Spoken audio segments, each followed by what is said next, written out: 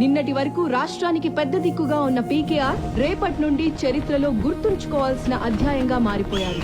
లక్షలాది ప్రజల అశ్రు నయనాల సాక్షిగా శ్రీ పీకేఆర్ ఆత్మ అనంత లోకాలను చేరుకుంది.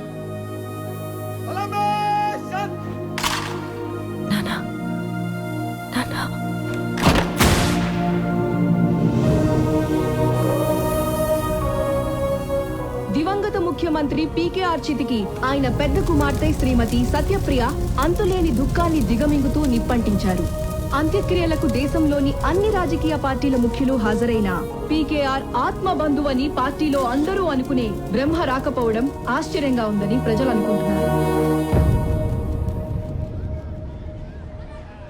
పీకేఆర్ లేకుండా గవర్నమెంట్ ని ఒంటరిగా ఎలా నడపగలనా అని చిన్న టెన్షన్ ఉండేది నాకు. కానీ నువ్వు నా పక్కనే ఉంటే